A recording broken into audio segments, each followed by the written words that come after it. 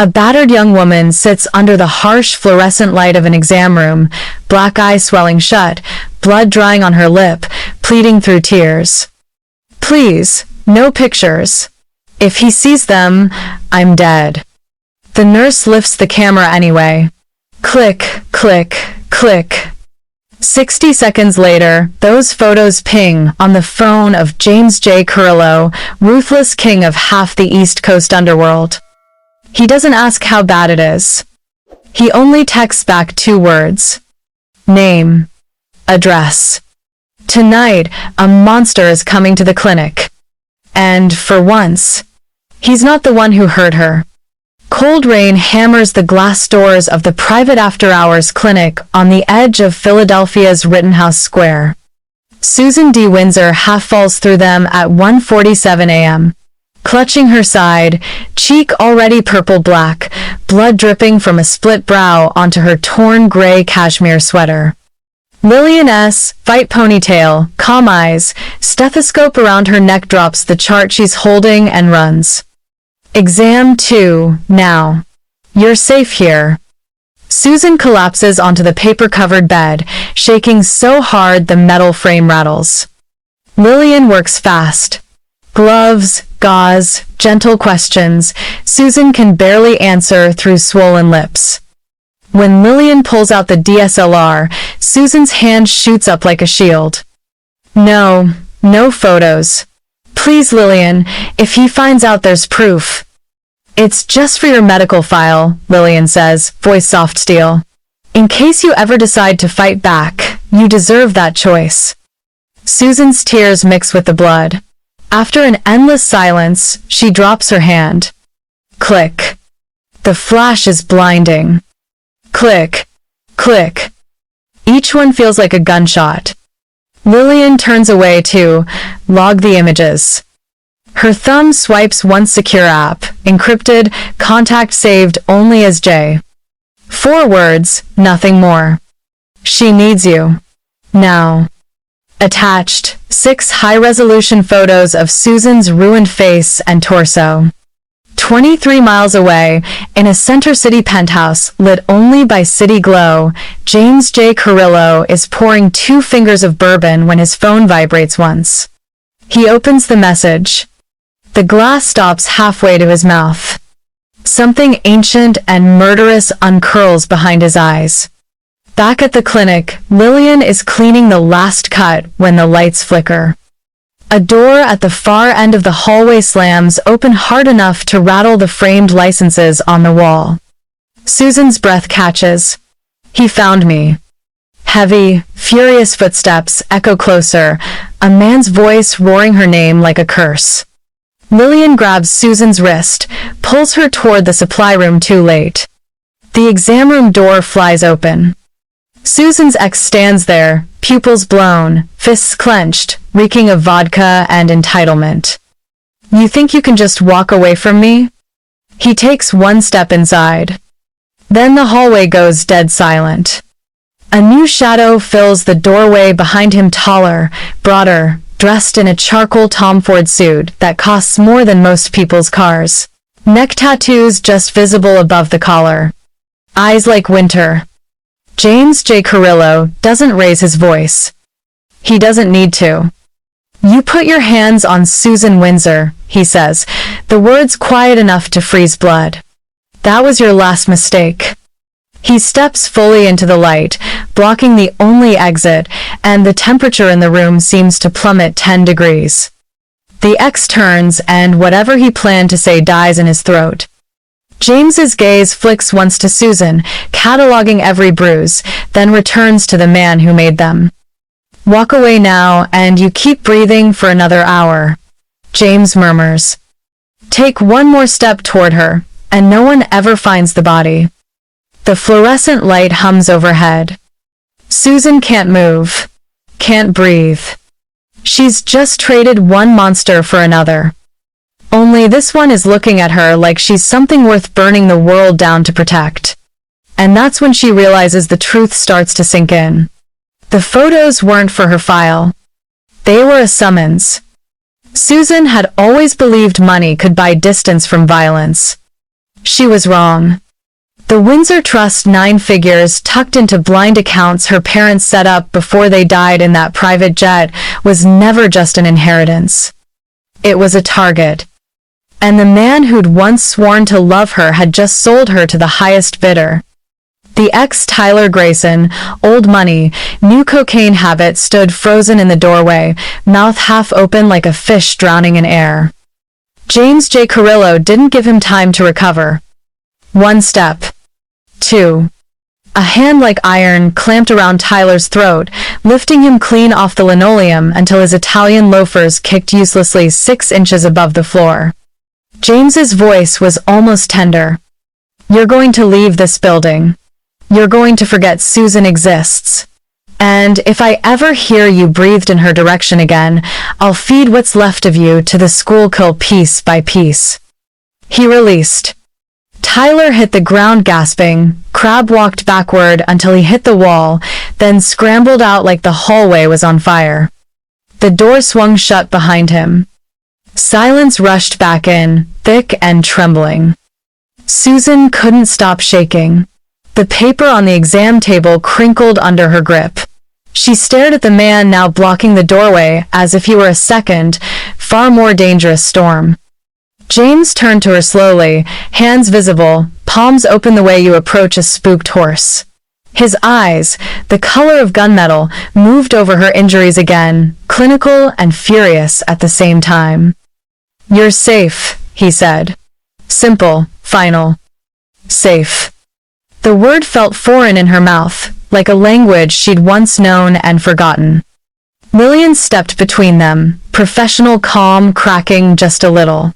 Mr. Carrillo, maybe give her some. No. Susan's voice cracked, but it came out steady enough. I want to know who the hell you are and why you're here. James's gaze flicked to Lillian, something unspoken passed between them, then back to Susan. I'm the man your nurse called when she realized the police couldn't keep you breathing past sunrise. That answer enough for now? It wasn't. But the adrenaline was crashing, and the room tilted. Lillian caught her before she slid off the table. Easy, you're in shock.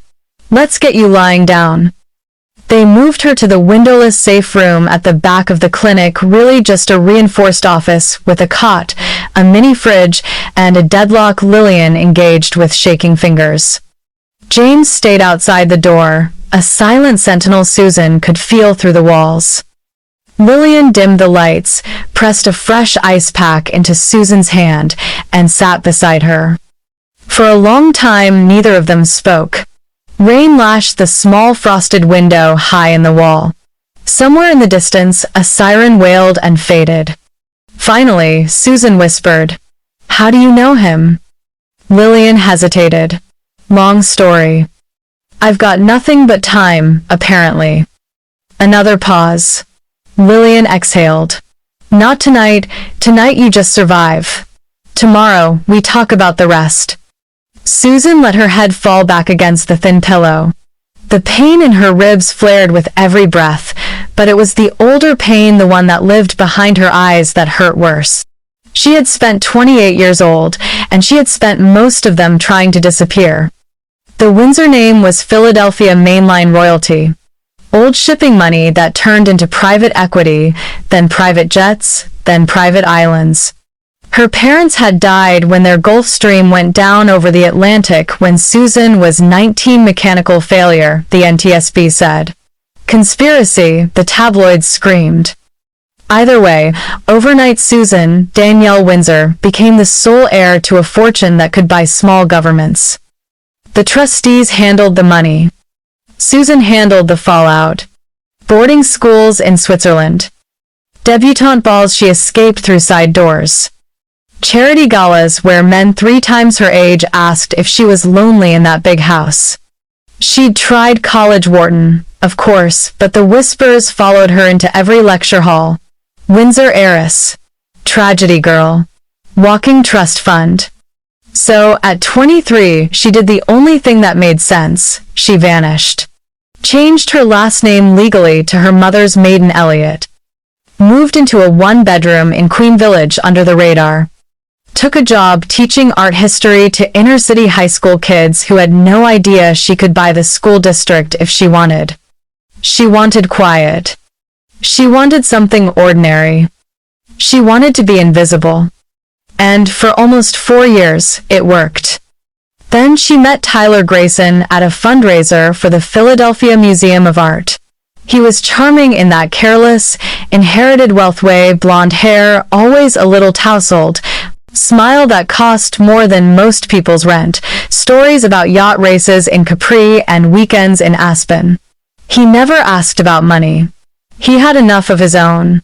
Or so she thought. The first year was champagne and secret getaways and flowers delivered to her classroom with notes that made her blush in front of 17-year-olds. The second year, the charm started to flake around the edges. Little things. A too tight grip on her wrist when she talked to another man. Questions about her trust disbursements disguised as concern. Late-night phone calls where he cried about his father cutting him off again, how he was drowning, how she was the only good thing in his life. By the third year, the mask was gone completely. He'd show up at her apartment unannounced, drunk, raging about some deal that fell through, some allowance his family froze. He never hit her in the face the first time, not where it would show for the gala invitations. Just ribs. Just arms. Places bruises could hide under cashmere. She told herself she could fix him. That love could fix him. That if she just gave him access to a little of the Windsor money, no one would ever know he'd calm down. She was wrong. 6 months ago, she'd transferred $2 million quietly into an account in his name for a real estate flip in Miami. He lost it in 48 hours at a crypto casino in Puerto Rico. That was the first time he put her in the hospital. Concussion. Fractured orbital. She told the ER she'd fallen down the stairs. Tonight was supposed to be different. Tonight she'd finally said the word leave and meant it. She'd packed a single duffel while he was at the club, called an Uber, walked out the door with nothing but her phone, her ID, and the clothes on her back. He'd caught her in the lobby of her building. The beating in the elevator had been methodical. Not rage. Calculation. He'd hissed it between punches. You think you can just walk away with my money? You think I'm going to jail because you finally grew a spine? They're coming for you, Susie. And when they get here, you're going to wish I'd finished the job. She hadn't understood then. She understood now. Lillian sat quietly while the memories bled out of Susan in broken whispers. When Susan finally fell silent, throat raw, Lillian handed her a bottle of water and waited. Susan's voice was barely audible. He sold me. Lillian didn't ask how she knew. She just nodded. Tyler's been drowning in debt for years, crypto, cards, private poker games with men who don't send collection agencies. Word is he owed the Volkov Bratva 8 figures. Russian syndicate, old school, vicious. They gave him a choice. Pay up or provide something more valuable. Me. Susan said flatly. Your trust. Specifically, the offshore accounts your parents buried so deep even the IRS can't find them. Tyler had pieces, birth certificate, old passwords you'd used years ago, social engineering scraps. Not enough to steal it outright, but enough to kidnap you, force biometrics, drain everything while you disappeared. Susan felt the room tilt again. He was stalling tonight, keeping me in that apartment until their extraction team arrived. Lillian finished softly. You got out 43 minutes before they breached the building. I saw the chatter on a board I monitor. Susan stared at her. You monitor Russian dark web boards? Among other things. A knock at the door, 3 measured taps. James's voice came through, low and controlled. We're moving her. Now. Lillian stood. There's a rear exit to an alley. My car's there. After that, she vanishes for real, James said, stepping inside. He filled the doorway, suit jacket unbuttoned, the butt of a pistol just visible under his left arm. New name, new city if she wants. But first we make sure no one's following. Susan pushed herself up, wincing. I'm not running forever. James met her eyes, really looked at her for the first time without the filter of rage. Something shifted in his expression, almost imperceptible. You won't have to, he said. Because anyone who comes for you again is going to have to come through me. He offered a hand to help her off the cot. Susan stared at it large, scarred across the knuckles, a black Roman numeral tattooed on the inside of his wrist. 13. She took it. His grip was warm, careful, strong enough to break bones, gentle enough that it didn't. As they moved toward the door, Susan glanced back at Lillian. You still haven't told me how you know him.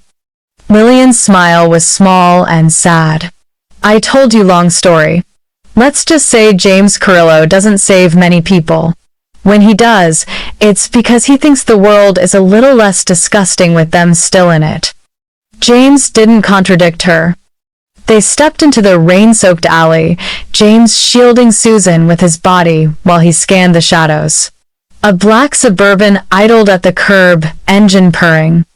As Susan climbed into the back seat, she caught her reflection in the tinted window. Black eye, split lip, blood on her sweater that used to be gray. She looked like a victim. But for the first time in years, she didn't feel like one. The door closed with a soft thud. James slid in beside her, close enough that she could smell cedar and gun oil. Sleep if you can, he said quietly. In 4 hours, you'll be somewhere no one can touch you. Susan leaned her head against the cool glass. And after that? After that, he said, voice like gravel and velvet, we make them regret ever learning your name. The SUV pulled away from the curb, taillights disappearing into the Philadelphia night. Behind them, Lillian stood in the rain and watched until the vehicle was gone. Then she pulled out her phone and typed a single message to a burner number. She's with you. She's stronger than she knows. Don't let her break. She hit send, deleted the thread, and walked back into the clinic to clean up the blood before the morning shift arrived. None of them noticed the second black SUV that eased out of a parking spot half a block down and followed at a distance, headlights off, driver already relaying coordinates. The war, it seemed, had only just begun. The Suburban cut through the sleeping city like a black shark. Susan drifted in and out of shallow, pained sleep, head against the window, every pothole a fresh spike in her ribs. James sat beside her, silent, phone dark in his lap, eyes scanning mirrors and side streets with the patience of a man who had done this 1,000 times. An hour later, the vehicle slowed and turned into an underground garage beneath a nondescript brick warehouse in Fishtown. No signs. No lights. Just a roll-up steel door that closed behind them with the finality of a coffin lid. James helped her out. His hand stayed at the small of her back, supportive, not possessive, as they took a freight elevator to the 3rd floor. The doors opened onto what looked like a luxury loft pretending to be abandoned. Exposed brick, industrial beams, floor-to-ceiling bulletproof glass overlooking the Delaware River. One half was Spartan gym and armory.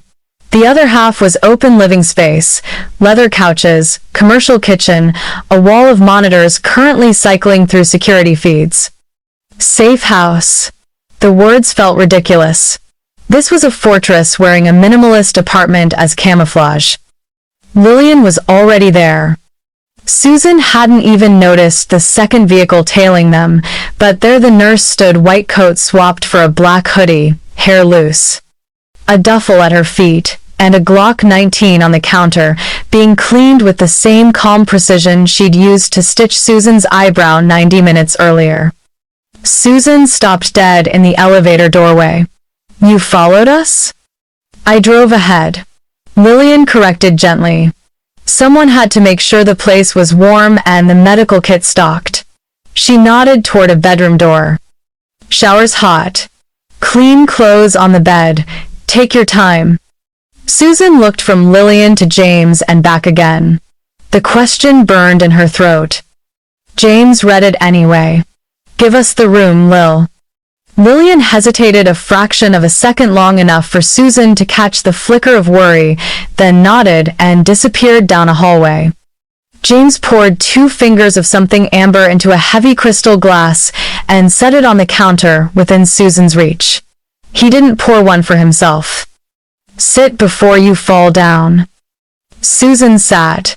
The adrenaline had ebbed, leaving her hollow and freezing. She wrapped her arms around herself and finally asked the question that mattered. How long have you two been? Whatever this is. James leaned against the opposite counter, arms folded, jacket gone now, sleeves rolled up to reveal forearms corded with scar tissue and ink. 7 years. That's not an answer. It's only the first line of one.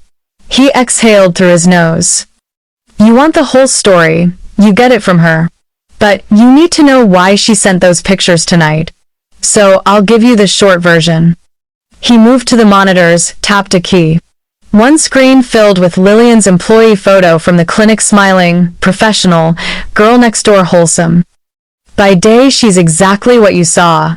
Trauma nurse, 12-hour shifts, saves kids from overdoses and old men from heart attacks, cries in the break room when she loses one. Everyone at the hospital would call her a saint. He killed the feed.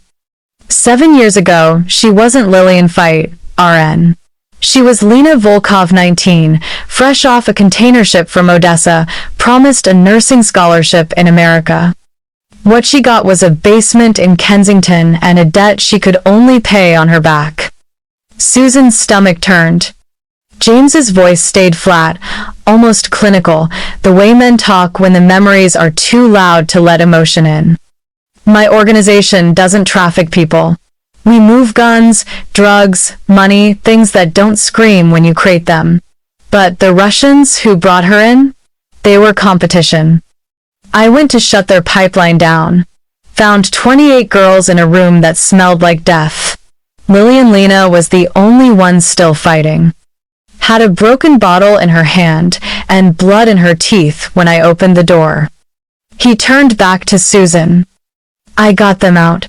27 went into witness protection. One asked for a different kind of life. A faint, humorless smile. She wanted to finish nursing school. Wanted to be in rooms where girls like her ended up so she could do something before it was too late. I made that happen. New name. Clean record. Tuition. In return, she keeps her eyes open. Sends me things the police can't or won't touch. Susan stared at him. So she's your spy. She's my conscience, he corrected quietly. I'm the thing she aims when the system fails. The bedroom door opened. Lillian stepped out carrying a fresh ice pack and a pill bottle. She'd heard everything. Her eyes were glassy but steady. I kept waiting for you to become a monster, James, she said, handing Susan the ice. You keep refusing the job. James ignored the jab. Tell her why tonight. Lillian sat on the couch arm, close enough that Susan could smell hospital soap still clinging to her skin. I've seen hundreds of domestic cases. Most are exactly what they look like. Drunk boyfriends, scared wives, cycle of apologies and flowers. Police reports, restraining orders. Repeat until someone dies. She met Susan's eyes. Yours wasn't. The bruises were wrong, defensive on the forearms, but offensive on the torso, like someone wanted you alive and compliant. Your pupils were even, no head trauma amnesia, which meant the beating was controlled.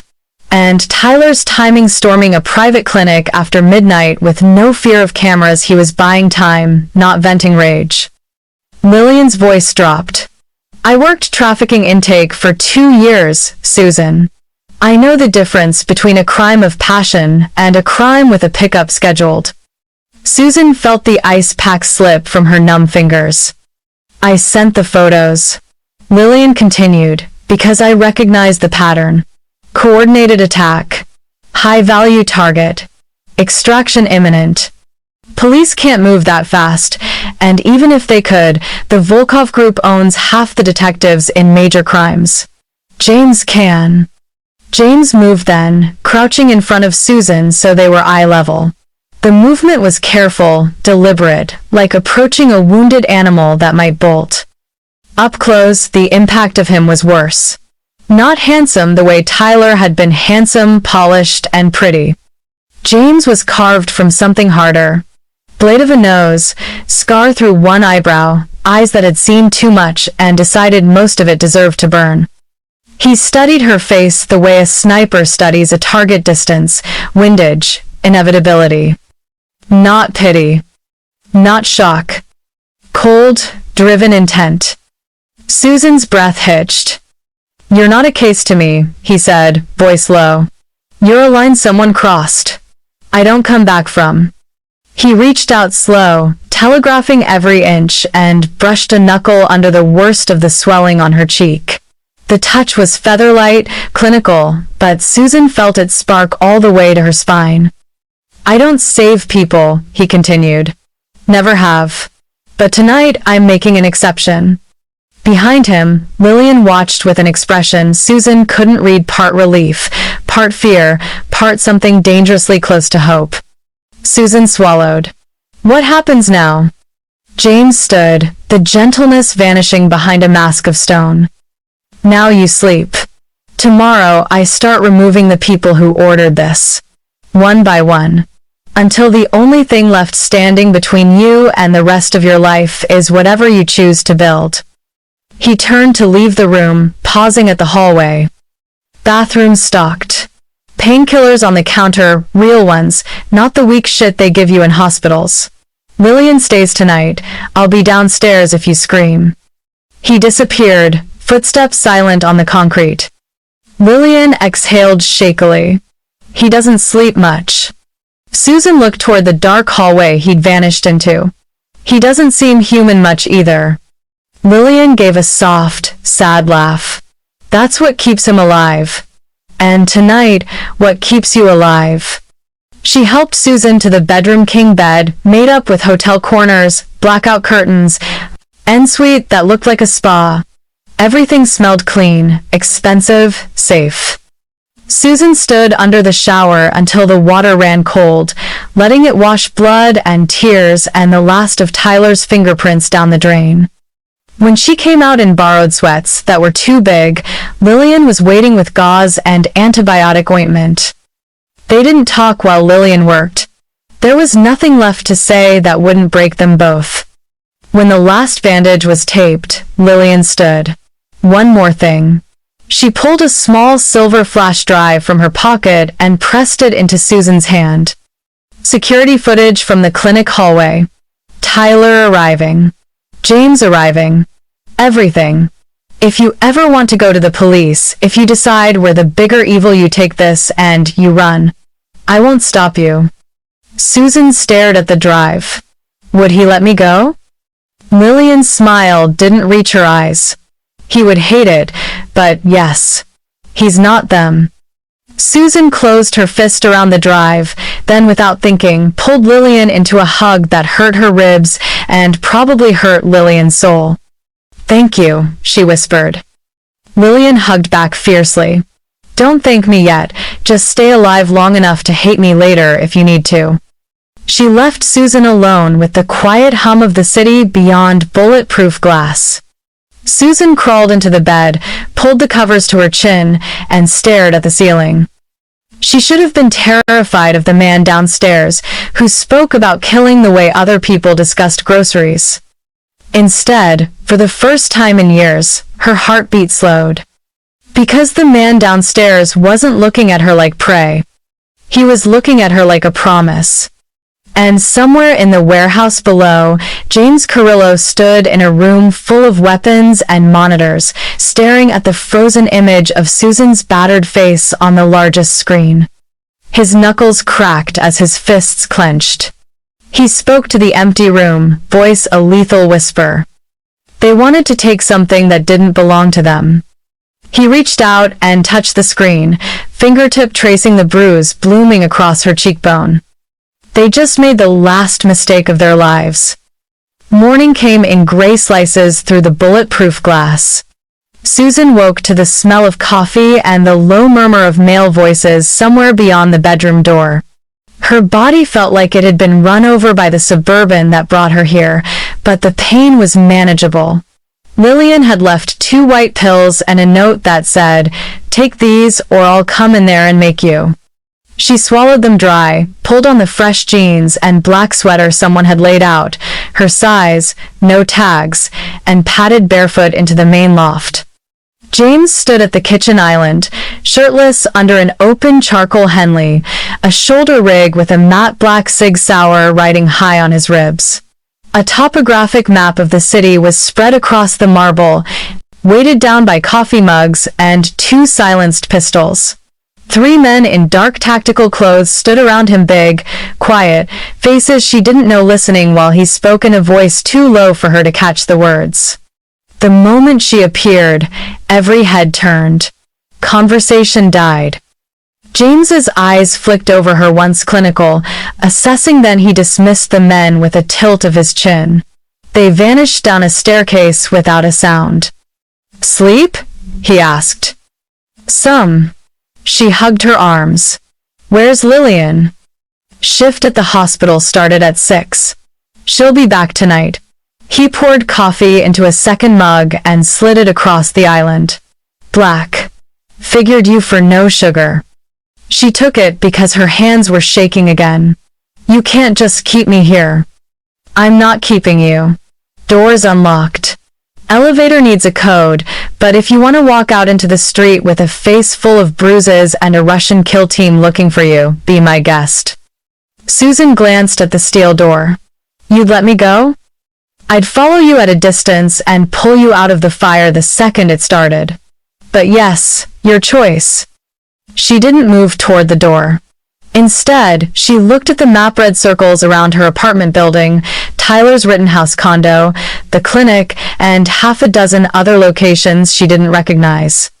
"What are those?" "Places the Volkov Group owns or rents in the city. Safe houses, stash spots, laundry businesses." He tapped one circle. "Your ex has been here 3 times in the last week. Always after midnight. Always leaves lighter than he arrives." He turned a laptop toward her. On the screen were the photos Lillian had taken last night, high-resolution, clinical shots of her injuries. Susan's stomach lurched. James zoomed in on her torso, the boot-shaped bruise blooming across her ribs. Size 11 Wolverine work boot, steel toe. Popular with Russian enforcers. Same pattern shows up in 3 other cases I've been tracking, women who disappeared after domestic incidents. 2 washed up in the Delaware. 1 still hasn't been found. He clicked to the next image, her forearm, crescent-shaped marks. Thumbprints. This guy's got a chipped nail on his left hand, shows in the dermal ridge. I've got a name already. Denis Morozov. Volkov's favorite extractor. Likes to keep them alive long enough to open bank apps. Susan felt the coffee threaten to come back up. James closed the laptop. Tyler didn't just owe money. He offered you as collateral. Signed a contract. Your biometrics for $8.4 million in debt forgiveness. They were planning to take you last night. He was the bait. The room tilted. Susan gripped the counter. James moved around the island, not touching her, just close enough that she could feel the heat coming off him. I'm telling you this because you need to understand why you're not going back to your apartment. Not today. Maybe not ever. She lifted her chin. And what do you get out of it? For the first time, something almost like surprise crossed his face. Me? You don't strike me as the white knight type. A humorless breath. I'm not. I've been trying to cut the head off the Volkov pipeline for 18 months. Lost 2 men. Almost lost Lillian once. You're the first real opening I've had someone they want badly enough to get sloppy. He said it flatly, like a weather report. Susan stared. So I'm bait. You're a door, he said. Difference is, this time the trap bites back. He walked to the wall of monitors, woke them with a gesture. A dozen feeds bloomed: traffic cams, building security, ATM cameras, even the interior of a dimly lit poker den in South Philly. On one screen, Tyler sat at a felt table, sweating, shoving stacks of chips toward the center, while a thick-necked man in a track suit watched with the patience of a butcher. That feed is live, James said. He's trying to buy his way out of the hole he dug. He's failing. Another screen. A grainy shot of her apartment building lobby, yellow tape across the elevator, cops milling like ants. They hit your place 4 hours ago. Tore it apart looking for tablets, passports, anything with your prints or Face ID. Susan's knees buckled. James caught her elbow before she hit the floor, guided her to a stool. Breathe through your nose. She did, until the black spots receded. He stayed close, voice low. I'm moving you again tonight. Private airstrip outside Allentown. House on 100 acres, cameras, dogs, my people. You'll have your own wing, internet, whatever you need. No one gets within 5 miles without me knowing. I have a life, she whispered. Students. Friends. Your students are safe. Your friends think you're visiting a sick aunt in Vermont. I've got people on them too. She laughed sharp, broken. You've thought of everything. No, he said quietly. But I'm working on it. He released her arm and stepped back, giving her space she suddenly didn't want. Afternoon bled into evening. James worked the entire time, phone calls in clipped Russian, Italian, English, fingers flying across keyboards, pulling financial records that should have been sealed since the Cold War. Susan watched from the couch, wrapped in a blanket, unable to look away. He hacked Tyler's phone records without blinking, texts, begging for more time, voice notes slurred and desperate, photos of Susan sleeping that he'd sent to a burner number with the caption, "She's ready." James didn't react. Just saved everything to an encrypted drive labeled Windsor. At one point, he took a call, listened for 30 seconds, then said in a voice so calm it was terrifying, "Take his trigger finger, leave the rest. Send me video." He hung up. Susan's mouth went dry. "You just ordered someone maimed." "Denis Morozov," he answered without looking up. "The one who put the boot to your ribs. He'll never hold a gun again. Consider it physical therapy." He said it the same way other people said, "Pass the salt." And yet when he crossed the room to hand her a plate of pasta carbonara, actual homemade, not from a box, his hand brushed hers and lingered half a second too long. "Eat." She did. It was the best thing she'd tasted in years. Later, when the sun was gone and the city glittered like broken glass beyond the windows, James spread the original photos across the coffee table and studied them under a bright LED lamp. Susan sat opposite, unable to stop watching his face. He traced one bruise with a fingertip, not touching the print, just air above it. "Here angle says the kicker was standing over you. You were on the floor." Another. "Defensive fractures on the ulna. You fought." His voice stayed clinical, but something raw flickered behind his eyes each time he catalogued a new mark. When he reached the photo of her face, eye swollen shut, lips split, he stopped. For a long moment, he just looked. Then, so quietly, she almost missed it. "I should have gotten there sooner." The words cracked something open in her chest. "You didn't even know I existed 12 hours ago." "Doesn't matter." He gathered the photos, slid them back into a folder, and stood. Time to go. The move was military smooth. 2 black SUVs, a decoy, a switch at a private garage, then a helicopter that lifted off a rooftop helipad she hadn't even noticed.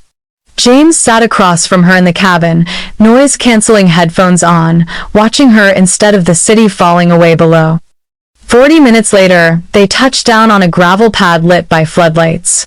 A stone and timber house sat at the end of a long driveway, more fortress than home, but warm light spilled from the windows.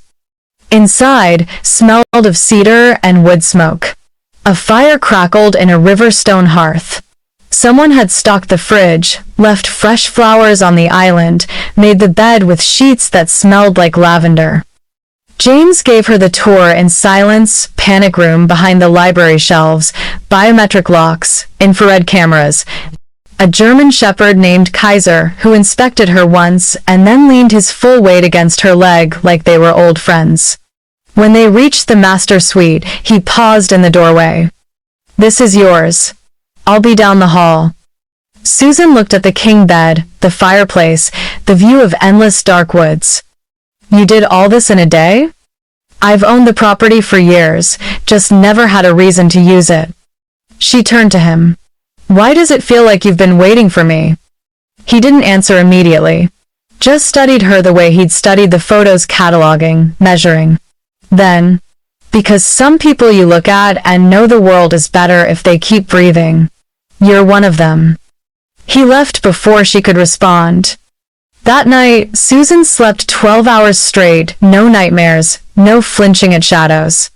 When she woke, weak winter sun was filtering through the blinds and James was in the kitchen, sleeves rolled up, flipping pancakes like a man who could order a man's finger removed before breakfast and still make perfect edges. He slid a plate in front of her. "Blueberry or chocolate chip?" "Both?" He added 3 of each, without comment. They ate in silence until she said, "I'm still scared of you." "Good," he answered. "Means you're smart." "But I'm not as scared as I was yesterday." He looked up then, fork paused halfway to his mouth. "That's a start," he said. Outside, snow started to fall, fat silent flakes drifting past the windows, like the world was being erased and rewritten clean. Inside, Susan took the first full breath she'd taken in years. And for the first time since Tyler's fist had connected with her face, she really believed that someone in the world was willing to burn it all down before letting him touch her again. The fear didn't vanish. It just changed shape. From terror of the man who hurt her, to awe of the one who wouldn't. The house in the Lehigh Valley sat under a moonless sky, snow still falling in thick, silent sheets that swallowed sound and light. Inside, the only noises were the crackle of the fireplace and the low hum of the security system. Susan had spent the day wandering the rooms like a ghost, touching things she was afraid to believe were real.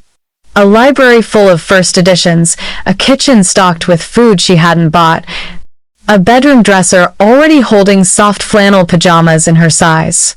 Every detail screamed money and control, but also something else she couldn't name yet. James had been gone since dawn back to the city, he'd said, to pull threads. He'd left 4 men on the property and Kaiser patrolling the perimeter like a black and tan shadow. At 2:47 p.m., the power flickered once.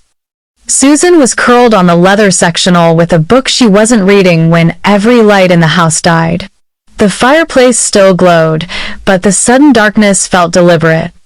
Kaiser's bark exploded outside, deep, frantic, cut off mid-roar. Her heart slammed against cracked ribs. The front door camera feed on the tablet beside her went black. Then the side door. Then the rear. All 4 guards' comms went silent in the same second. Susan stood, book falling to the rug. The room tilted. She knew this feeling. She'd felt it the night Tyler dragged her back into the apartment by her hair. They were here. A red emergency light kicked on above the hallway. James's failsafe painting everything in blood color. She ran for the panic room behind the library shelves, fingers fumbling the biometric pad. It beeped negative. Once. Twice. Wrong hand. She was shaking too hard. Behind her, glass shattered somewhere downstairs. Voices low, accented, moving fast. She abandoned the panic room and bolted up the main staircase instead, barefoot on cold hardwood, lungs burning. The master bedroom had a balcony. If she could get outside, maybe the tree line. A gloved hand clamped over her mouth from behind just as she reached the landing. She bit down hard, tasted leather and blood. The man cursed in Russian and spun her into the wall. Pain exploded across her shoulder. Flash of a suppressed pistol. Then a wet, heavy thud. The hand went slack and the body slid down her back, leaving a warm streak on her sweater. James's voice, calm, almost bored, came out of the darkness. Clear the hall. 2 more on the east wing. He stepped into the red light, black fatigues now instead of a suit, rifle hanging easy in his hands, blood spatter across one cheekbone like war paint. Susan stared at the dead man at her feet, throat opened ear to ear. James didn't even glance down. "You're bleeding," he said. She looked at her arm. A graze from a stray round, nothing deep. The room spun anyway. Boots pounded below. Muzzle flashes lit the foyer like lightning. Short, controlled bursts. No screaming, just the efficient sound of men who had done this before ending other men who had done this before. It was over in under 4 minutes. Silence rushed back in, thicker than the snow outside. James keyed his throat mic. Status. 4 voices checked in, calm as flight attendants. Perimeter secure. 6 tangos down. 1 runner tagged him with a tracker. He'll lead us home. He killed the mic and looked at Susan. She was sliding down the wall, knees gone, breath coming in short, useless gasps. The edges of her vision tunneled black. James dropped the rifle, knelt, cupped her face with hands that still smelled of gunpowder. "Susan, look at me." She couldn't. The air wouldn't come. He shifted, sat beside her on the blood-slick floor, pulled her into his lap like she weighed nothing. One arm locked around her waist, the other pressed her head to his chest right over his heart. "Feel that. In, out, match me." His heartbeat was steady. Impossible. She tried. Failed. Tried again. Minutes or hours later, time had liquefied, the black spots receded. She became aware she was clutching his shirt with both fists, that he was rocking her almost imperceptibly, murmuring something low in Italian against her hair. When she could finally speak, her voice was shredded. "They came for me." "They tried," he corrected softly. "They failed." She pulled back just far enough to see his face. "How many did you kill?" "Tonight?" "5. One's still breathing for now." He said it the same way he'd asked blueberry or chocolate chip that morning. Susan started to shake again, harder this time. Not fear. Something bigger. The full, crushing weight of how close she had come to vanishing forever. James felt it hit her. He tightened his hold. "Tell me," he said. "All of it. Out loud so it stops living in your head." The words tore out of her like shrapnel. "They were going to put me in a van. Drive me to some warehouse. Make me log into the offshore accounts with my face, my voice, my fingerprints. Then move the money, $387 million, into wallets they control. After that, a shallow grave or the bottom of the river." Tyler signed the contract. He was going to watch.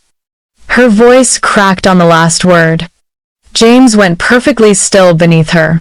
The temperature around them seemed to drop 20 degrees. "How do you know the exact amount?" "Lillian showed me the ledger they sent Tyler. Before you came to the clinic. She pulled it off his phone while I was getting stitched." James closed his eyes for 1 second. When he opened them, the rage was banked, but Susan felt it vibrating through his chest like a tuning fork. "They weren't coming to beat you this time," he said quietly. "They were coming to erase you." Susan broke then. Not pretty crying. Ugly, wrenching sobs that hurt her ribs and tasted like copper where she'd bitten her tongue.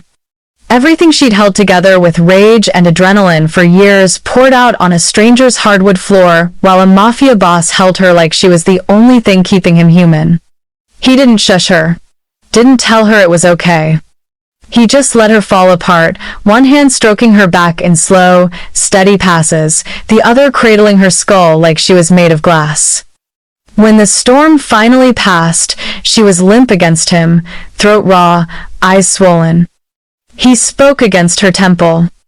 "I need you to hear me, Susan. Really hear me." She nodded, barely. "I have spent 15 years making men disappear who deserved it. I never lost sleep. Tonight I killed 5 men who came for you, and I'm going to kill every name on the chain above them. And I will sleep like a baby after." His fingers tightened in her hair. "Not because it's business. Because the idea of a world where you stop breathing makes the air taste wrong." She pulled back, searching his face for the lie and finding none. "You don't know me. I know you fought with a broken bottle in a basement 7 years before you were born to fight. I know you got out of that apartment tonight with nothing but the clothes you were wearing and still ran upstairs instead of giving up. I know you just survived a 6-man extraction team with your spine intact." He brushed a thumb across her cheek, smearing tears and someone else's blood. "I know enough." Footsteps on the stairs, light, familiar. Lillian appeared, medical bag in hand, face pale but composed. "I came as soon as the alert hit." She took in the scene, Susan curled in James's lap, dead body 3 feet away, blood on the walls, and didn't blink. "Let me see the arm." James lifted Susan effortlessly, carried her past the corpse and into the bedroom like she was weightless, laid her on the bed. Lillian followed, cutting away the sleeve, cleaning the graze, stitching with the same calm hands that had photographed Susan's bruises 24 hours earlier. James stood at the foot of the bed, watching the doorway, rifle back in his hands now. When Lillian finished, she packed her kit and looked at James. "House is compromised. We need a new location." "Already done," he said. "Birds fueled. We leave in 20. Lillian nodded and left them alone. Susan's voice was small. "How many times will this happen?" "Until there's no one left to send." He sat on the edge of the mattress, finally letting himself look tired. Susan reached out hesitant and touched the blood on his cheek. "Is it yours?" "No." "Good." The word surprised them both. Something shifted in his expression, almost pain. He caught her hand, pressed it flat against his chest again. "I need you to do something for me. Anything. Don't thank me yet. Don't trust me yet. Just stay alive long enough to decide what you want when this is over. If you want to walk away when the last body drops, I'll put you on a plane myself. But until then, you let me finish this." Susan looked at the hand covering her, scarred, steady, still warm from killing. "I don't want to walk away," she whispered. He closed his eyes like the words hurt. Outside, the snow kept falling, covering the blood in the driveway, the bodies in the woods, the tracks of men who would never leave these 100 acres again. Inside, Susan let her head fall to his shoulder. For the first time since the clinic, she wasn't counting exits. She was counting heartbeats, his and hers, synchronizing in the quiet after the war. And somewhere in the Poconos, a wounded runner with a tracker in his neck bled into the snow, leading James's wolves straight to the rest of the pack. The message was simple. James Carrillo didn't just protect what was his. He erased anyone who tried to take it. The new safe house was a restored 19th century farmhouse 20 miles outside Lancaster, wrapped in cornfields gone silver with frost. No neighbors for miles, no cell signal unless you stood on the roof, and a basement that had once been a stop on the Underground Railroad now retrofitted with steel doors and motion sensors. They arrived just before dawn. James carried Susan from the helicopter because her legs still weren't trustworthy after the panic and stitches. She tried to protest. He ignored her, kicked the bedroom door shut with his heel, and laid her on a quilt that smelled like line-dried cotton and safety. She was asleep before he pulled the covers up. When she woke again, late afternoon, light slanted through lace curtains, and Lillian sat in a wingback chair, knitting something soft and gray. The Glock on the side table ruined the domestic picture, but only a little. "You snore when you're exhausted," Lillian said without looking up. Susan's throat felt lined with sand. "How long was I out?" 14 hours. James threatened to sedate you if you twitched before 12. Susan pushed herself upright, wincing at the pull in her ribs. "Where is he?" "Downstairs, burning evidence and making phone calls that would give lesser men ulcers." Lillian set the knitting aside.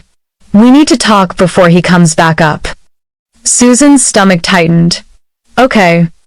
Lillian moved to the edge of the bed, took Susan's hand like she was still a patient on the exam table. "I need to tell you the rest. No more half-truths." Susan nodded. "I sent those photos knowing exactly what they would do to him." Lillian began, voice steady but quiet. "I've watched James dismantle cartels, oligarchs, entire trafficking rings, and he never flinched. But women who look like they've been used as punching bags? Those hit different. I knew the second I saw your chart. Windsor Family Trust, Tyler Grayson's name flagged in our system, bruises an extraction pattern that the police couldn't touch this. Not fast enough. Not permanently." She squeezed Susan's fingers. "A patrol car outside your apartment wouldn't stop a Volkov team. A restraining order is toilet paper to them. The only thing that stops men like that is a bigger monster. And James is the biggest one I know." Susan swallowed. "So I'm just a trigger you pulled." "You're a human being those bastards priced like cattle," Lillian corrected sharply. "I pulled the trigger because I was 19 once, chained to a radiator in Kensington, praying someone bigger and meaner than my captors would walk through the door. James did. He shot the lock off my ankle and carried me out over his shoulder while the building burned behind us. I owe him my life. But tonight I cashed that debt in for you." Her eyes glistened, but her voice stayed level. "I didn't do it for gratitude. I did it because if I stood by and let them take you, I wouldn't be able to live with the woman in the mirror." Susan felt the guilt land like a stone in her gut. "All those years I thought I was unlucky in love," she whispered. "Turns out I was just collateral damage in a transaction I didn't even know happened. I didn't escape Tyler that night. You and James stole me out from under them. I didn't do anything." Lillian's grip turned fierce. "You survived long enough for us to reach you. That's not nothing. That's everything." The bedroom door opened without a knock. James filled the frame, sleeves rolled high, fresh blood on his knuckles that definitely wasn't his. He took in the two women holding hands and something flickered across his face, soft, quickly hidden. "Chopper's back in 40 minutes, he said. "We're going to end this tonight." Lillian stood. "I'll give you two the room." She paused at the door, looked back at Susan. "Whatever you decide after this, you're not collateral to me. You're the reason I still get up for 12-hour shifts." Then she was gone. James didn't move from the doorway. Susan studied him, the exhaustion under his eyes. He refused to acknowledge, the way he held his body like a weapon that hadn't been holstered yet. "Tyler?" she asked. "Alive. For now. Talking. Singing, actually. Turns out when you start removing non-essential body parts, people remember details." He stepped inside, closed the door softly. He was never the target, Susan. He was the errand boy. The Volkovs have been trying to get their hands on the Windsor Trust for 3 years, ever since your parents' jet went down and the estate lawyers stonewalled them. Tyler was their way in. They fed his addictions, let him rack up debt he couldn't pay, then offered the only currency they thought you had left. You. Susan felt the nausea rise again. James sat on the foot of the bed, careful not to crowd her. The man who signed the contract on you is named Victor Volkov. Mid-level, ambitious, stupid enough to think he could touch something I'd marked off limits and live. Susan's head snapped up. You marked me? James met her eyes, unflinching. The second I saw those photos. Yes. Silence stretched, thick and electric. She swallowed. Why, James? You don't know me. You could have used the intel from Tyler and walked away. Let the feds build a case. Why put yourself your people in the crosshairs for a stranger? He looked down at his hands, flexed the split knuckles, then back at her. His voice, when it came, was barely above a whisper, rough with something that sounded a lot like confession. Because someone should have helped you sooner. The words hung in the air. He kept going, quieter still. I was 12 the first time I watched my mother get knocked around by a man who said he loved her. Old school Sicilian neighborhood, everybody knew, nobody did shit. One night he went too far. She didn't get back up. I put him in the ground with my bare hands and a baseball bat. Been cleaning up after men like that ever since. His gaze didn't waver. I looked at your face in those pictures, really looked, and I saw my mother's, the night before she died. The same defeat behind the eyes. The same silent apology for existing. And I thought, not again. Not on my watch. He reached out slowly, giving her every chance to pull away, and tucked a loose strand of hair behind her ear. I'm not a good man, Susan. I'm just the one who finally showed up. Something inside her cracked wide open, not the brittle shell she'd worn for years, but the last wall between terror and trust. She leaned forward without thinking, forehead resting against his collarbone. He froze, then his arms came around her carefully, like she might shatter. They stayed like that long minutes. She could hear his heart hammering proof that the Iceman wasn't made of ice after all. When she finally pulled back, her voice was steady. I don't want to be the reason more people die. You're not, he said. You're the reason they stop breathing. A helpless laugh escaped her. That shouldn't sound romantic. It isn't, it's just true. He cupped her cheek, thumb tracing the edge of the bruise that was turning yellow-green. Ask me to stop and I'll put you on a plane tonight, new name, new continent, enough money to disappear forever. No one will ever find you. Not even me. Susan searched his face. Would you come look? A muscle jumped in his jaw. Every day for the rest of my life. She closed her eyes.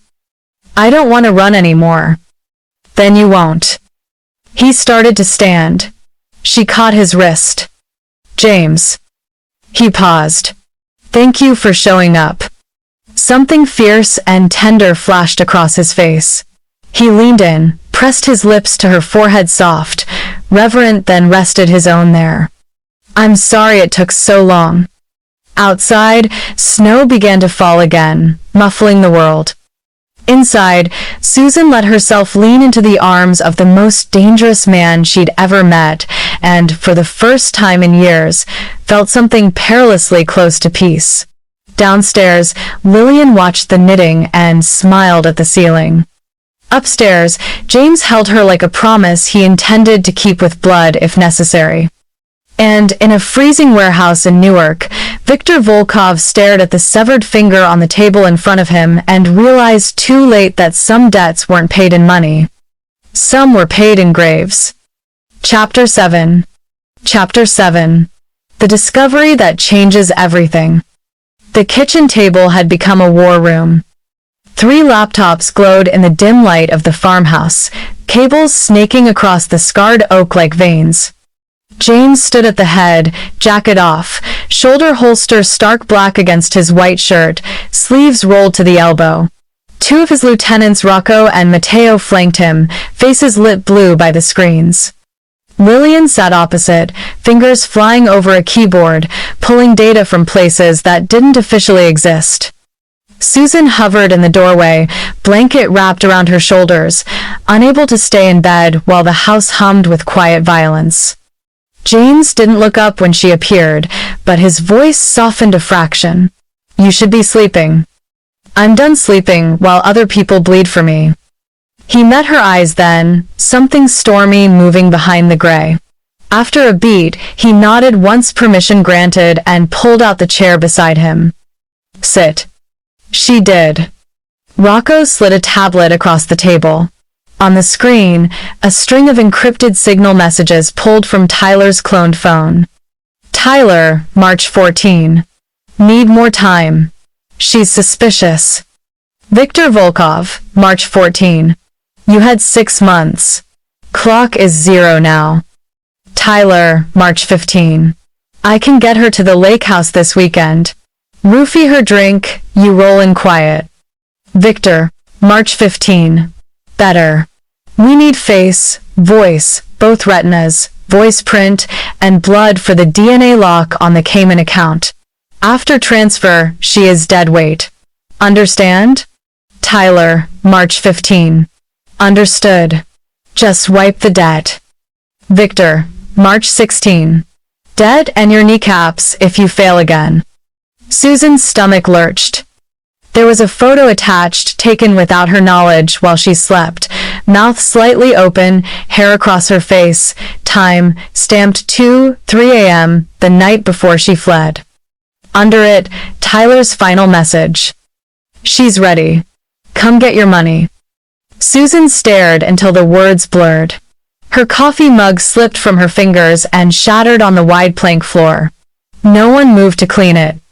Lillian reached over and closed the tablet gently. James's voice was lethal quiet. "There's more." He opened a second file, an offshore ledger screenshot. A single line item dated for tomorrow. Transfer. Windsor Family Trust. Account 8874441KVY. Amount.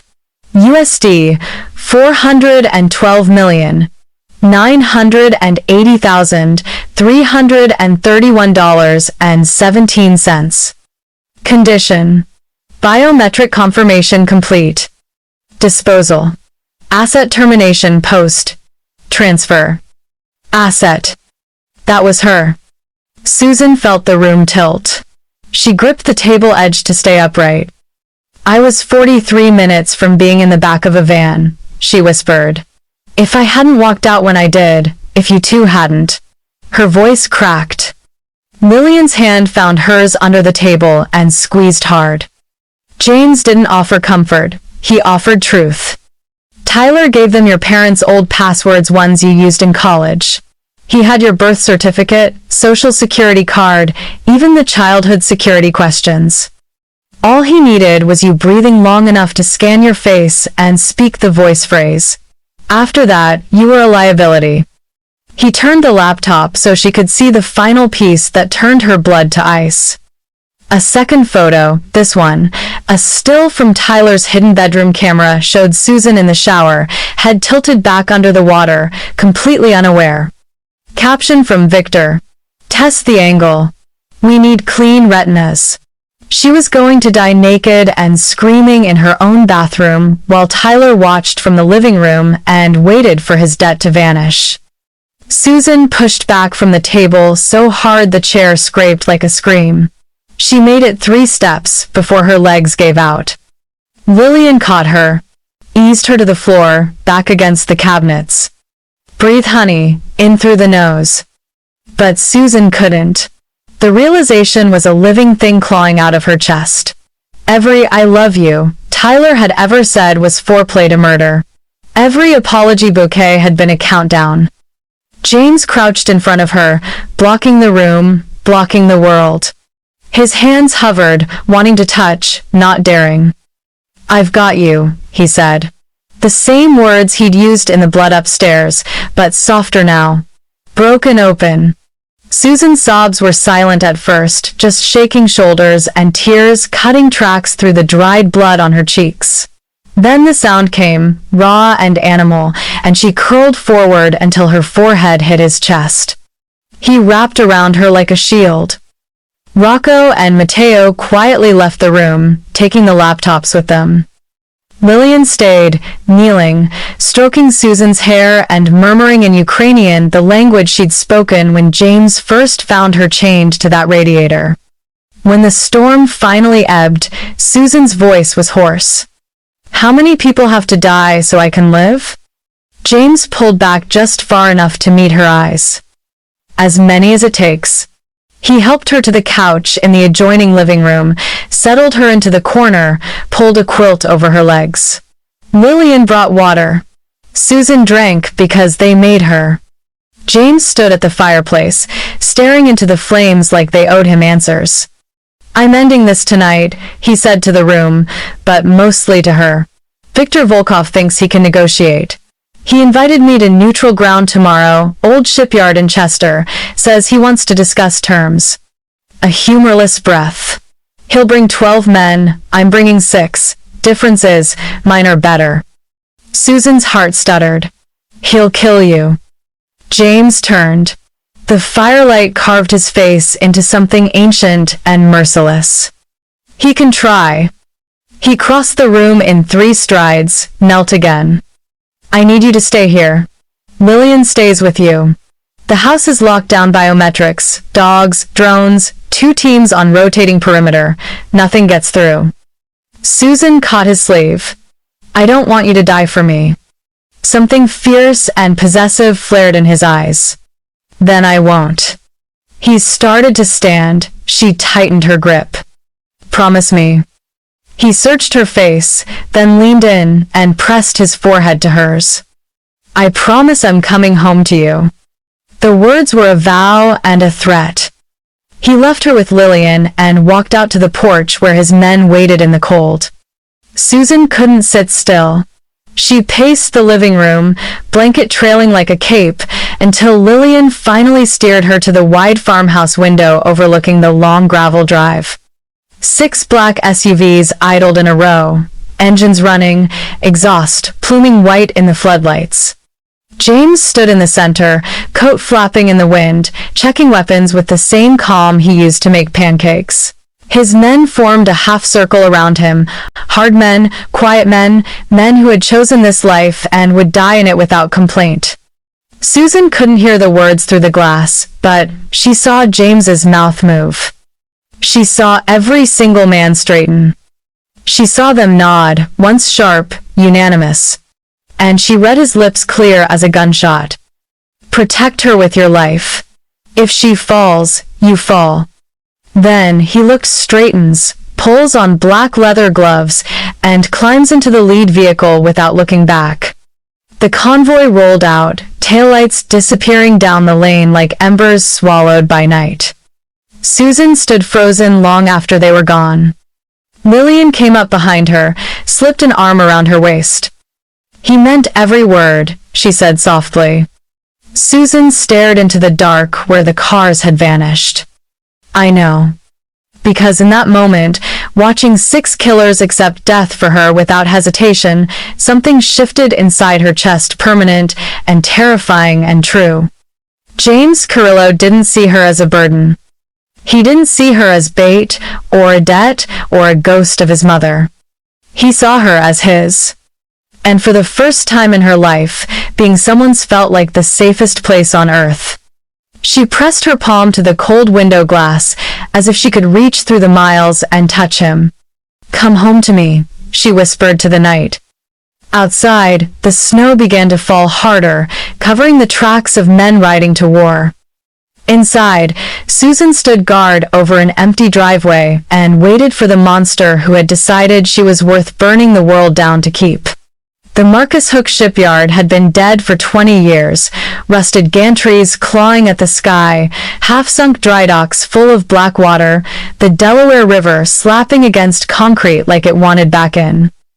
Floodlights on portable generators threw long shadows across broken glass and frozen oil puddles. Wind off the water carried diesel ghosts and the promise of snow. James arrived first.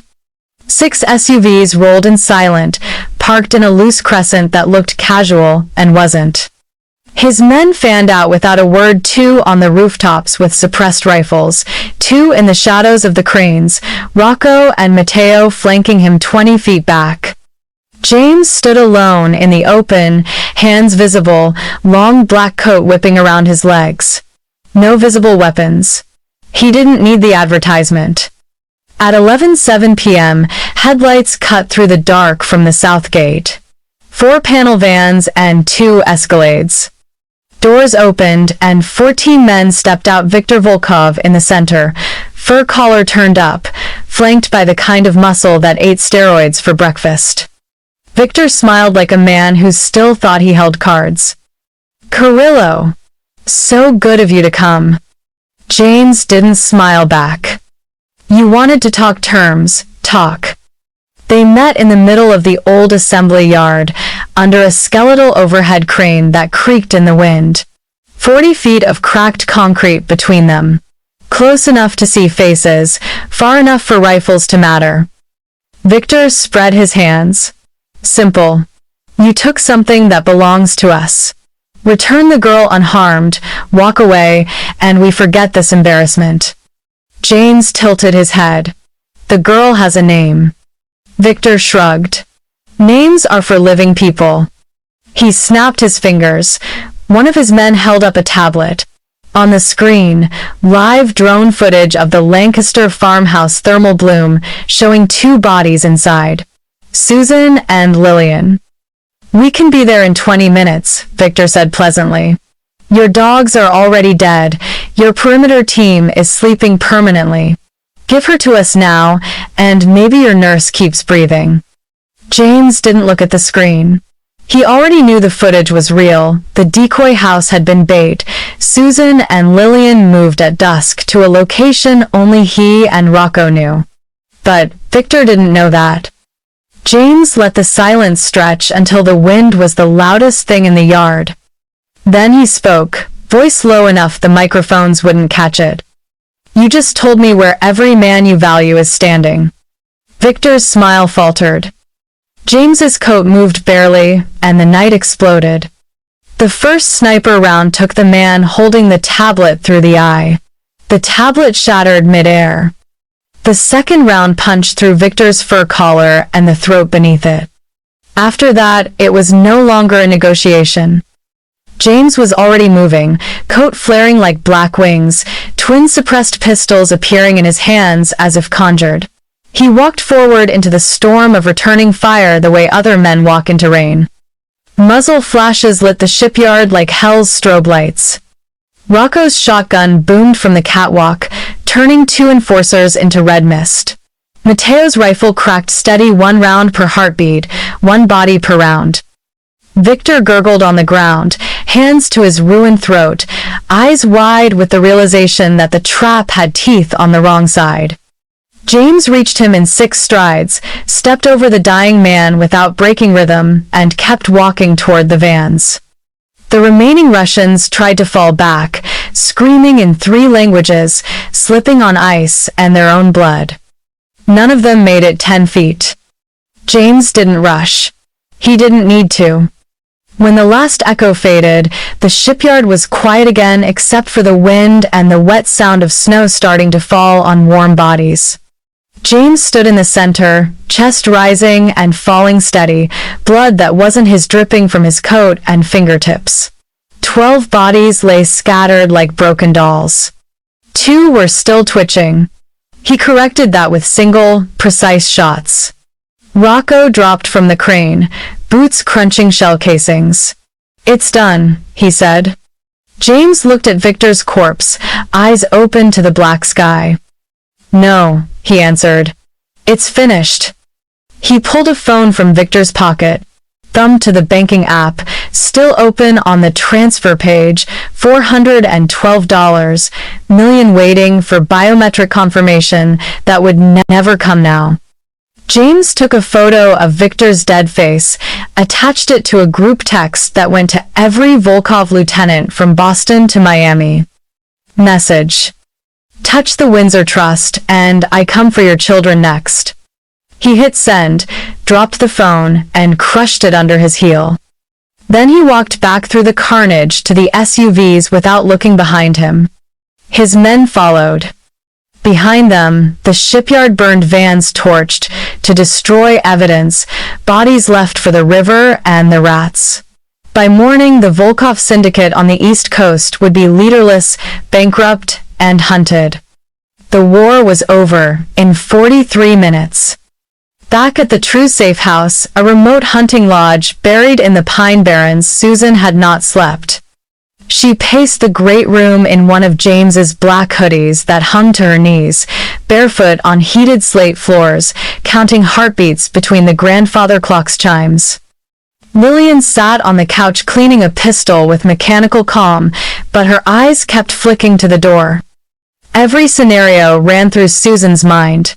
James bleeding out on frozen concrete. James in cuffs.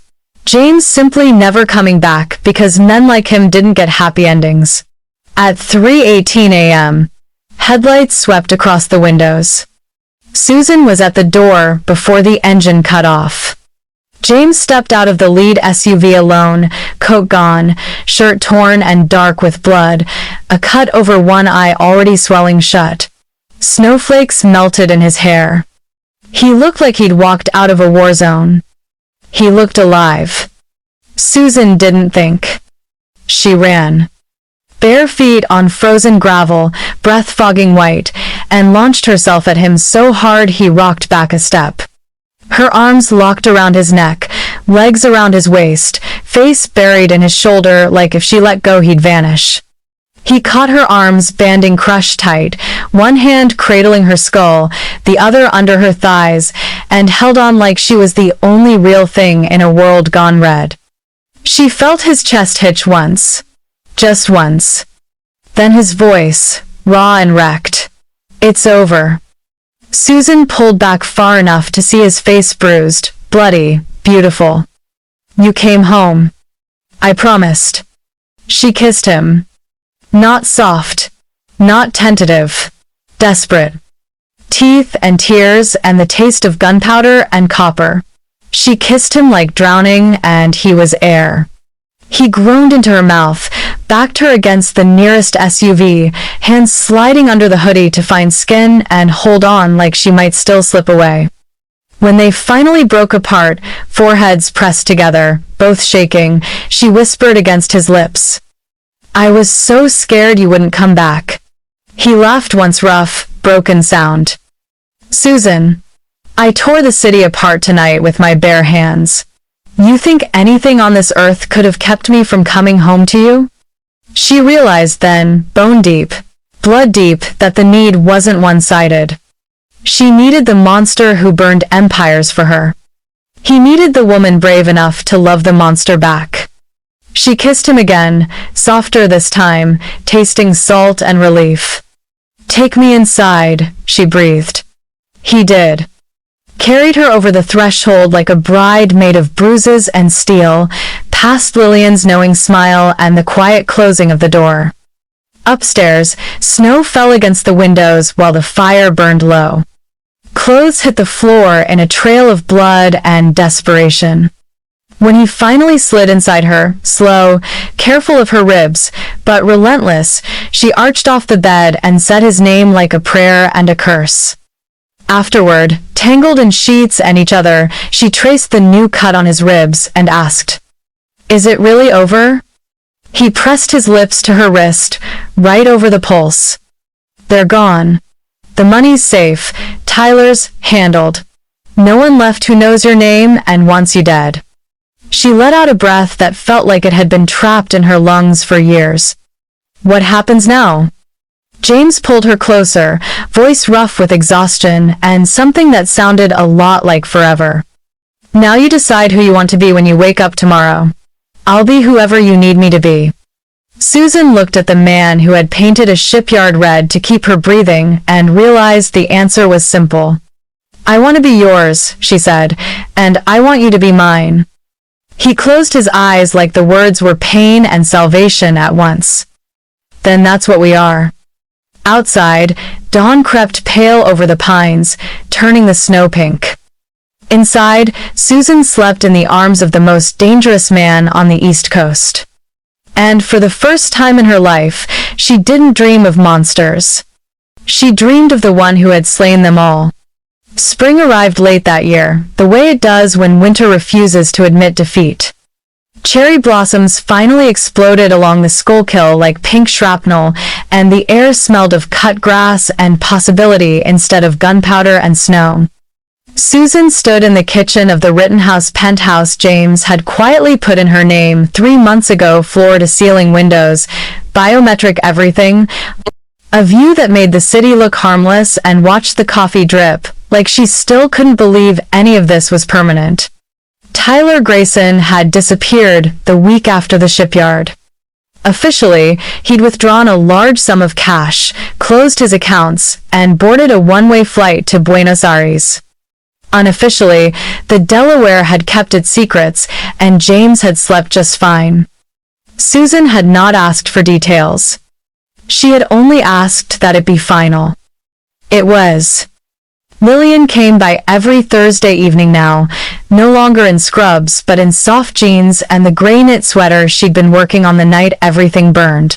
They drank wine on the terrace and talked about everything except the night they met: books, bad hospital coffee, the stray cat Lillian was thinking of adopting. Normal life, carefully stitched back together.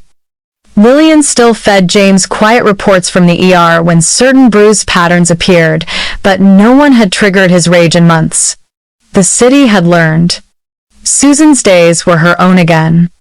She saw a trauma therapist in Society Hill twice a week, best in the city, discreet, expensive. The invoices went to an anonymous LLC that Susan now knew traced straight back to James.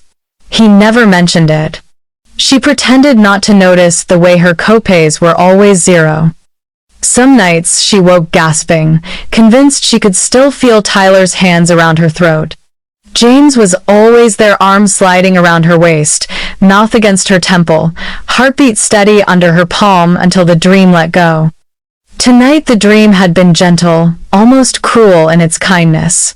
Tyler apologizing with flowers, telling her it had all been a mistake. She woke up crying anyway. James didn't ask what it was about. He simply pulled her on top of him, let her cry into his neck until the tears ran out, then made love to her slow and deliberate until the only name on her lips was his.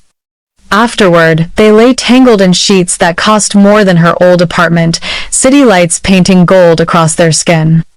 Susan traced the scar that curved under his ribs, the one from the shipyard he'd never explained. "I need to ask you something," she said quietly. "And I need the real answer. Not the one you give your men. Not the one you give yourself at 3 a.m. He stilled, waiting. That first night, in the safe room, when Lillian told you what she'd done, you could have walked away. Used the intel, hit the Volkov surgically, left me with witness protection and a new name. You didn't. Why?" James stared at the ceiling for a long moment. Then he rolled to face her, cupped her cheek with the kind of gentleness that still undid her. "I've looked at hundreds of crime scene photos," he said, voice rough. "Thousands. Beatings, burnings, worse. I stopped feeling anything a long time ago. Then Lillian sent yours." He brushed his thumb across the faint yellow shadow that was all that remained of her black eye. "You weren't looking at the camera like someone already dead. You weren't begging. You were waiting. Like some part of you, even broken on that table, still believed someone was going to come through the door and choose you." His eyes, those winter storm eyes, were steady on hers. "I looked at that photo and something in me stood up and said mine. Not possession. Not property. Just mine to protect. Mine to make sure the world never got to hurt again." He swallowed. "I didn't save you because of the photos, Susan. I saved you because you were the only person in that room who still believed someone might save her. And I was tired of being the man who proved the world right when it said no one ever would." The words settled between them, heavy and perfect. Susan felt the last piece of the wall she'd carried for years crumble into dust. She reached for his hand, really reached, fingers threading through his without hesitation, without fear, and brought it to her lips. "I love you," she said. Simple, terrifying, true.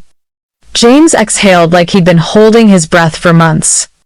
"I loved you the second I saw those pictures," he answered. "Took me a minute to admit it." She laughed once wet, astonished, and kissed him until they were both breathless again. A month later, she moved the last box into the mainline estate he'd never called a safe house, only home. Stone Manor, 10 acres, gardens that bloomed riotous in May, gates that closed with the finality of a vault. Susan stood on the second-floor balcony at sunset, wineglass in hand, watching the sky bleed pink and gold over the trees. She no longer flinched at sudden noises. She no longer checked the locks 3 times. She no longer dreamed of hands around her throat. Strong arms slid around her waist from behind. James rested his chin on her shoulder, lips brushing the mark he'd left just below her ear that morning. "Therapist says I'm making progress," she said, leaning back into him. "You're making a life," he corrected. "That's better." She turned in the circle of his arms, set her glass on the railing, and framed his face with both hands. "I used to think safety was the absence of danger," she said. "Turns out it's the presence of you." James's eyes softened in a way the old him would have punished himself for. He lifted her left hand, the one that now wore a simple platinum band with a single black diamond, and kissed her knuckles. "No one will ever touch you again," he said against her skin. The same words he'd whispered the night he came home covered in someone else's blood. Only now they weren't a threat. They were vow. Susan rose on her toes and kissed him slow, certain, tasting forever. Below them the gardens were alive with fireflies, the gates stood open because they didn't need to be closed anymore. And the city lights on the horizon looked less like warning beacons and more like stars that had fallen close enough to touch. Susan pulled back just far enough to smile against his mouth. "Take me to bed, Mr. Carrillo." He lifted her without effort, carrying her inside the way he had the night he brought her home from war. "Whatever you want, Mrs. Carrillo." The balcony doors closed softly behind them.